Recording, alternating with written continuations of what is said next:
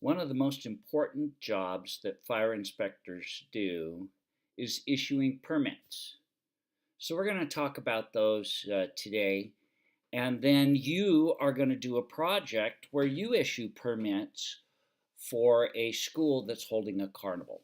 So, why do you think fire inspectors or the fire department issues permits? Think about that for a second. Why are they so important?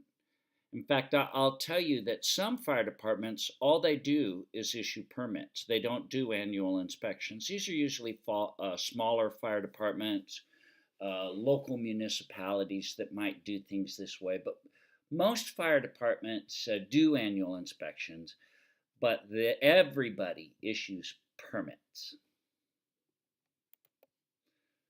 Well, permits are required for certain activities by Title 24, Section 105.1.1.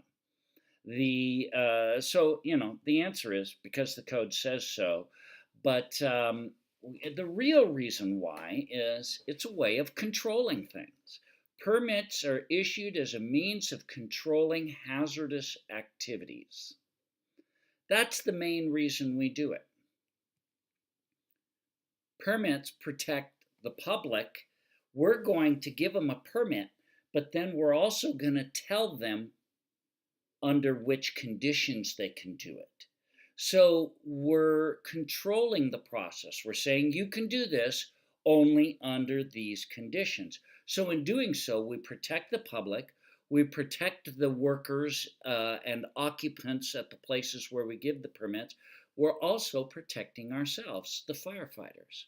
So when a permit is issued, the procedures are going to be outlined exactly for the permittee. So, saying it another way, the permits control the who, what, when, where, and how of hazardous activities. So, we're saying to a business, yes, you can store hazardous materials, or yes, you can do welding at this car auto shop, but you can only do it under these conditions. This particular person who is trained is the permittee. He can only do it, or she can only do it in this part of the building. It's got to be done under these conditions. There has to be a fire extinguisher nearby, etc., etc. So it also, one of the other reasons is it gives us knowledge of what is going on inside the different businesses. So instead of pulling up to a place totally blind of what's going on in there, if we know who we've given permits to, we know what's going on in there. So the fire code tells us exactly what is required for each permit. And some fire departments, like LA County Fire, who I used to work for, will put together these requirements in like a handout. That when we give a person a permit, we give them the handout and say, here are your conditions. These are the circumstances under which this permit is valid. So, we don't expect everybody out there to know the fire code. We're going to tell them. So in your project that you're going to do, I've given you a set of all of those requirements. So it helps you, it helps both the person who's getting the permit and the inspector who's issuing the permit, because I'm going to look at their application. They're going to turn in an application requesting a permit, and then I'm going to look at what they've requested and compare it to the requirements. Now, some requirements apply to all permits, as our slide says, but most permits have specific requirements that only apply to that permit. Things that apply to a candle or things that apply to a public assembly. These are some of the kinds of things that the permits are given for, and they would have different requirements. So a permit is permission, obviously, to store, use, or handle materials or conduct a process that produces conditions hazardous to life and safety. So all of these different permits, we're not doing this just to control people. We're doing it because every single one of these things are related to something that's considered hazardous. So if you're gonna be able to do this, we're going to. It goes back to what we talked about a long time ago with battlefields. The more control you have over the battlefield, the better the possibility of success. So, who issues the permits?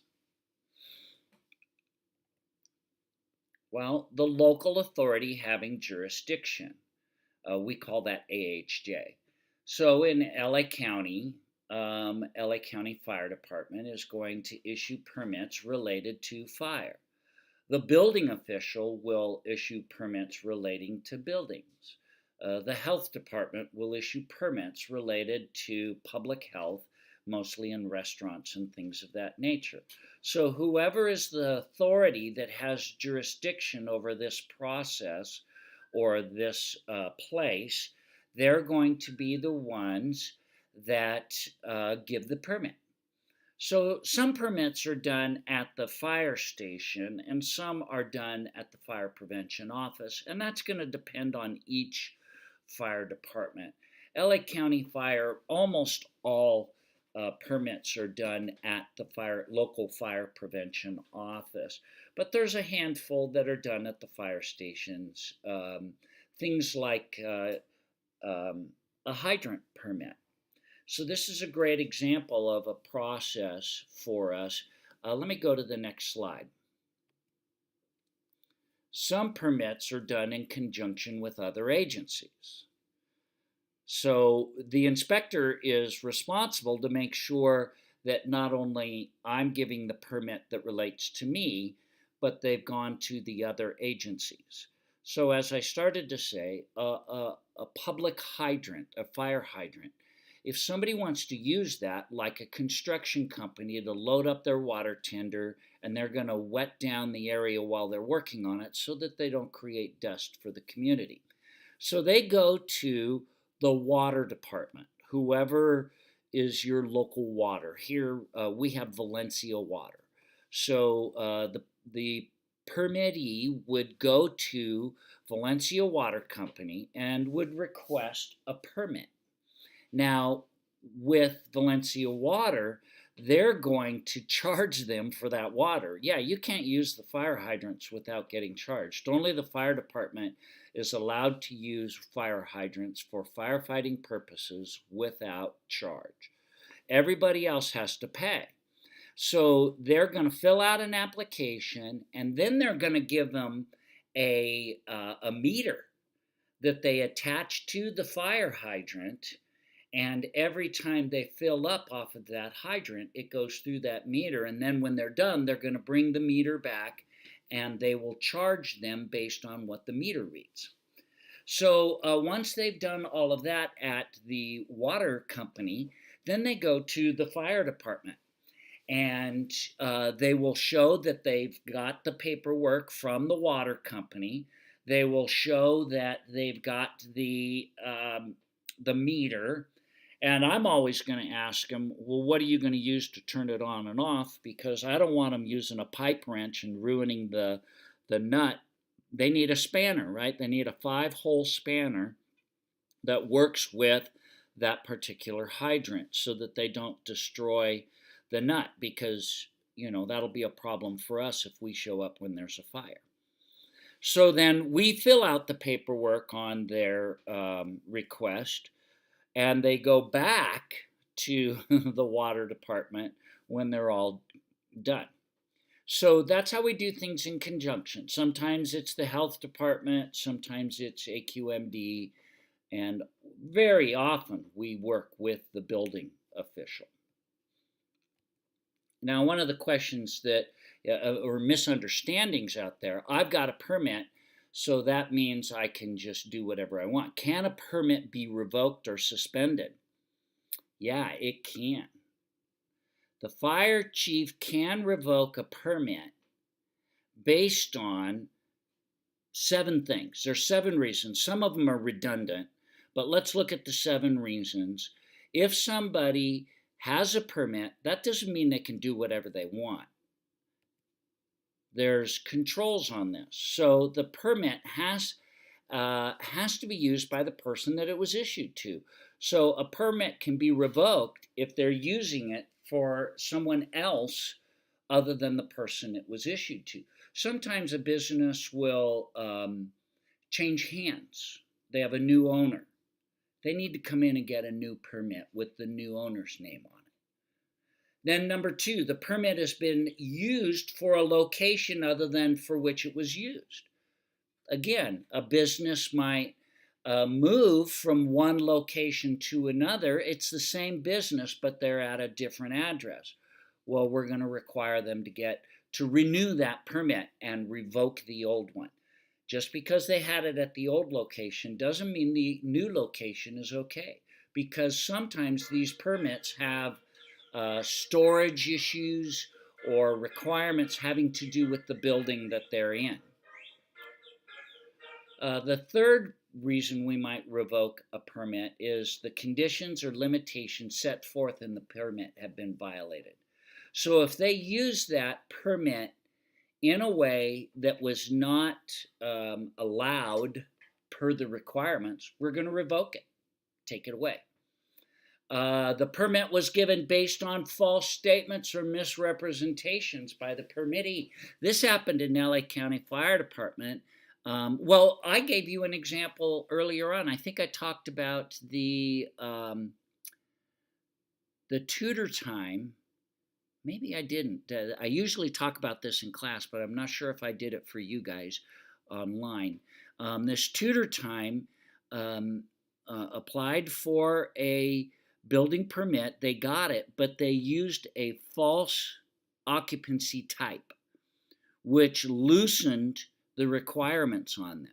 When I showed up to inspect their sprinklers, I noticed that they didn't have proper fire-rated doors, proper fire-rated windows, and all this kind of stuff. When I questioned the contractor on it, he said, well, we're a school, we're not a daycare. And they would be nowadays an I-4. Back then it was a different kind of occupancy type. But so he said, we're a school. We tutor students. I said, no, you're a daycare. And he says, well, not really. We tutor. We're a school. And over in the corner, they had already got their delivery of their cribs for the babies. And I looked over in the corner and I said, hey, what's that over there? And he goes, cribs. And I went, are you a school? And he said, oh, you're right. We're not a school. Yeah, you're an institution. Babies can't be self-evacuated. So the permit, the building permit he had was invalid because it was based on a false statement or a misrepresentation. We revoked that permit. He was halfway done with the building. Not halfway. He was almost done. He had to go back to the building official. They had to change every doorway. They had to change door and doorway. Remember that fire-rated doors, it's the jamb as well as the door that's rated. All the windows that were to the hallway, all the walls, they had to put another layer of drywall on the walls. I mean, it was a huge, expensive mistake on their part to misrepresent this building as a school, not an institution. So we revoked that permit. Number 5, the permittee failed, refused, or neglected to comply with orders or notices duly served in accordance with the provision of the code. Well, that's kind of similar to number 3, I think it was. Yeah, if you don't do what we say in the permit, we can revoke it. Number 6, it was issued in error or in violation of an ordinance, regulations of this code. Well, sometimes we make a mistake.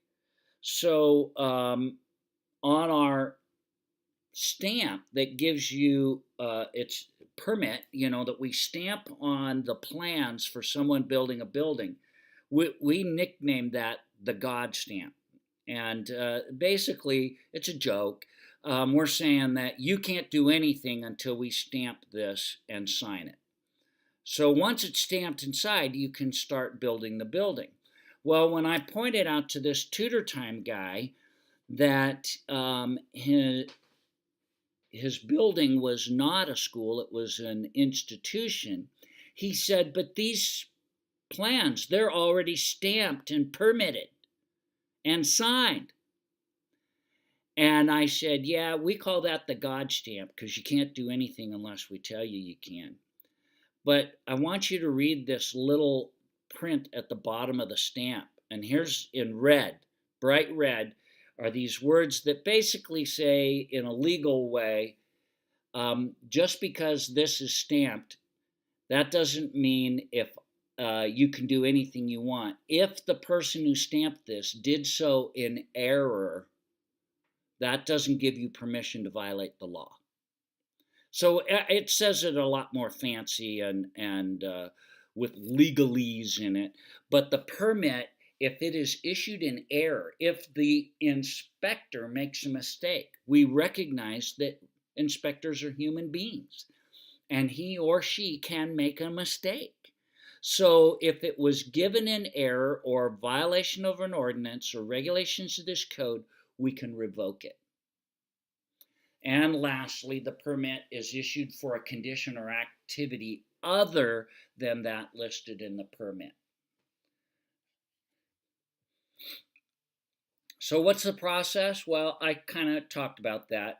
It's different with each permit, but mostly a written request or a plan submittal, an application with any applicable documentation. So if we want,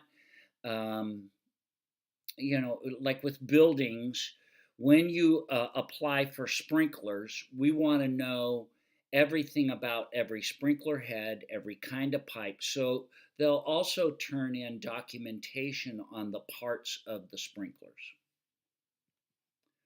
Well, what if you violate the permit? This is old numbers here. It's $50 infraction. It can go up to 100, 250.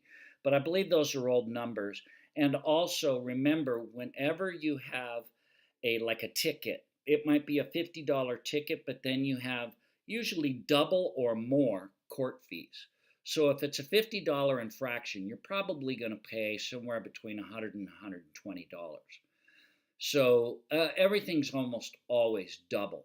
Now, if we've given them a written order to cease and desist, and they continue to violate that permit, the fine can be up to $1,000 and 6 months in jail. That's not fun. Well, how long is a permit valid for? Well, some permits do have a date on them, but an operational permit is going to remain in effect until it is reissued, renewed, or revoked. Some other kinds of permits, like tent permits, I'm going to put a date on it when you can put it up, when you can use it, and when you have to take it down. We call that last one strike date. They strike the tent. That means they're taking it down. So when you look at your tent permit on our project, that's what it means when it says strike date. So the date they can put it up, and then the date they have to take it down. There's two basic kinds of permits, operational and construction. Well, there's a lot of operational permits. Here's just a few of them. I haven't listed every single one here and on the next slide. There's more than that.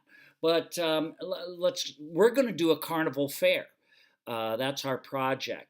But I mentioned earlier, fire hydrants, fruit ripening. Why do you have to get a permit for fruit ripening? Well, when they ripen fruit, they use a chemical that is flammable. So we're going to require that they get a permit for that, and they only do it under certain conditions. Amusement buildings have to have permits. Every ride at Disneyland and Magic Mountain have to have a permit. Film, storage of film, or where you, when you go to the movie, the film room, they have to have a permit for that because the kind of product that they put the film on is called nitrate. It's cellulose nitrate. They're very, very flammable. Every mall, well, if you're going to blow something up, we're going to make you get a permit for it. That kind of makes sense, doesn't it? Explosives, flammable liquids, hazardous materials, all those scary things, you have to have a permit. Hot work, that means welding or brazing, anything like that. Industrial ovens, magnesium, open flame torches. Now, if you have a tiki torch in your background, you don't necessarily have to get a permit. But if you've got a bunch of them, we're going to make you get a permit. Repair garages and temporary membrane structures or tents. High piled stock, lumber yards, open burning. Now, open burning, that's kind of a loose one. That refers to, like, if you're gonna bury a pig and do a like a luau, that's technically kind of open burning. If you're gonna do a barbecue that's not just your basic barbecue in the backyard of your house, but you're doing a barbecue that's professional, you're supposed to get a permit. My son-in-law is a scoutmaster for my grandson's scout troop, and every once in a while they have a ceremony for the proper way to dispose of flags and burning flags in a proper way, and they got to get a permit for that. So candles, spray booths. Spray booths, if you are spraying bigger than a 3 by 3 foot square, you have to get a permit. People do this all the time in their garages, and it's a very dangerous process, especially if you're using flammable paints, oil-based paints, which most cars, you really want an oil-based paint on your car. So, some hobbyists, they're out there and they tape off their garage, and I've driven down the street and seen people doing this. Very dangerous, and actually it requires a permit. You're in your garage spraying, and your wife gets in the shower inside the house, and all of a sudden the hot water heater in the garage turns on with the pilot goes poof, and now you've got an explosion in the garage. Yeah, don't spray in your garage if you've got a heater or any sources of flammable, sources in there. So we require a permit for that. Construction permits are going to, of course, be done through the building department and us together. Our part is going to have to do with automatic fire extinguishing systems, battery systems, fire alarms, fire pumps. We're also, if there's going to be any flammable liquids, hazardous materials, private fire hydrants, standpipes, and if they use tents, we're going to require a permit for that. Okay, so how we're going to learn about this is we're going to do a permit project, and I'm going to upload it, the assignment here in a little bit with all of the details. But I just wanted to explain a little bit of it here, because this is something that we normally do in person, and we kind of go through it together. It's going to be a little hard to do online, but we're going to give it a shot. Work together as a group. So you can look over the project, delegate portions, or I think it's best if you want to meet at a Starbucks, get some coffee and hang out together. I think that's the best way to do it, but that's probably going to be harder for most of you. Look over the application, then compare the request with the requirements of the permit.